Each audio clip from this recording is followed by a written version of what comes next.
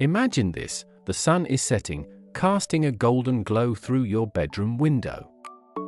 Your desk is cluttered with textbooks, crumpled notes, and the remnants of last night's pizza. You glance at the clock and your heart races. It's the night before a big exam, and suddenly, panic sets in.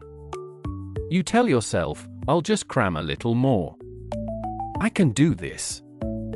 But deep down, you know that last-minute studying is like trying to fill a bucket with holes. No matter how much you pour in, it just won't hold. Now, picture your brain as a vibrant garden. You've planted seeds of knowledge throughout the semester, each lesson, each chapter, each discussion a little seedling sprouting towards the sun. But here you are, just days before the test, trying to cram in a whole forest of information into your garden all at once. You're pulling up weeds, scattering seeds, and hoping for a miracle. But instead of flourishing flowers, you're left with confusion and chaos. You've been there, haven't you? The frantic flipping through pages, the desperate highlighting of sentences, the coffee-fueled late-night study sessions that stretch into the early morning hours. You think, if I just read this one more time, it will stick. But as dawn breaks, you find yourself staring blankly at the paper, words dancing in front of your eyes like mischievous sprites. The truth is, your brain is like a sponge, but it can only soak up so much at a time. It needs space to breathe, to digest, and to transform those bits of knowledge into something meaningful. Let's take a little journey into the magical world of memory. Imagine your brain as a vast library, filled with endless shelves of books. Each book represents a piece of information you've learned. When you study over time, you're carefully placing those books in their rightful places, organizing them so that when the time comes to recall that information, you can easily find it. But cramming? It's like tossing a bunch of books into the air and hoping they land on the shelves where they belong. Spoiler alert, they won't. When you cram, your brain becomes a chaotic whirlwind. It's like trying to catch the wind in your hands. You might grasp a few bits and pieces, but the larger concepts slip right through your fingers. You may remember facts for an exam, but when it comes time to use that knowledge later, it's like trying to recall a dream that fades away the moment you wake up. It's frustrating, isn't it? Now, imagine instead of cramming, you spread your studying out like a fine meal shared over multiple courses. You savor each bite, allowing it to settle in. You read a little, ponder a little, and then revisit those concepts over days or weeks. Each time, you're not just memorizing, you're connecting ideas, building bridges in your mind. You're inviting those little seedlings to take root and grow, transforming into a robust understanding that will be with you long after the test has passed. But here's where it gets really interesting. Your brain has a magical ability to forget. Yes, forget. It's like a reset button that helps you clear out the clutter and make room for the new. When you study in short bursts, your brain gets to practice this amazing skill. It keeps what matters and lets go of what doesn't. When you cram, however, you're fighting against this natural process. You're cramming so much information into your mind that it becomes overwhelmed, and in the chaos, it starts to discard valuable insights right along with the fluff. You might wonder, but what about those who say they can study all night and ace the exam? Ah, yes, the legends of the all-nighter. But let's peek behind the curtain of those late-night study sessions. What they don't tell you is that while they might remember some facts for a moment, the next day, their brains are foggy, and their ability to think critically is dulled.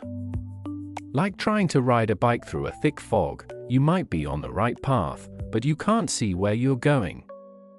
Imagine a time when you felt fully alert, your mind sharp and clear. Maybe it was after a good night's sleep, or perhaps after a refreshing walk in the park. That's how your brain thrives. It loves rest, it craves fresh air, and it needs time to process information. When you give yourself that time, your brain becomes a powerful ally.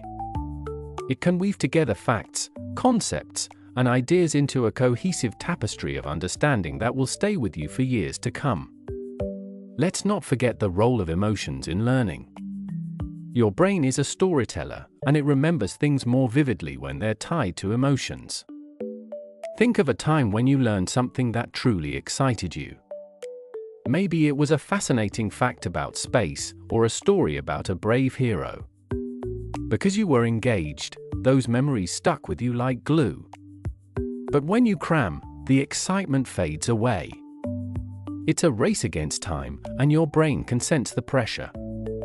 It's like trying to catch a butterfly in a storm. The beauty of learning gets lost in the rush. Now, let's sprinkle in some science. Research shows that spacing out your study sessions, what scientists call distributed practice, can lead to better retention. Think of it like watering a plant. A little water every day helps it thrive, while a deluge all at once can drown it. When you space out your studies, you allow your brain to revisit and reinforce what it has learned, creating those deep, sturdy roots. But what if you're feeling overwhelmed by the sheer amount of material? You might feel like you're standing at the base of a mountain, staring up at a peak shrouded in clouds. It seems impossible to climb, doesn't it? But remember, every mountain is conquered one step at a time. Break those study sessions into bite-sized chunks. Tackle one chapter, one concept, one idea at a time. Celebrate those small victories. Each step you take is a triumph, moving you closer to the summit of understanding. And let's not overlook the power of collaboration. Imagine studying with friends, sharing ideas, and discussing concepts. It's like a vibrant potluck of knowledge, where everyone brings their unique dish to the table. You learn from each other, bounce ideas around, and suddenly, those once daunting facts become old friends. You're not just memorizing, you're engaging, connecting, and making those memories stick. As we wrap up this journey, let's return to that cluttered desk with the textbooks and notes. Instead of a frantic night of cramming, picture yourself taking a deep breath, setting aside a little time each day to nurture your garden of knowledge. You'll find that the seeds you plant will blossom beautifully, each flower representing a new idea, a new understanding, a new success. So, the next time an exam looms on the horizon, remember this story. Give yourself the gift of time and space to learn. Let your brain flourish like the garden it is, and watch as you grow not just for the test, but for a lifetime of learning. And if you found this journey valuable, why not share your thoughts? What are your favorite study tips? Comment below. And if you enjoyed this video, don't forget to subscribe for more tales and insights that spark your curiosity and inspire your learning adventures.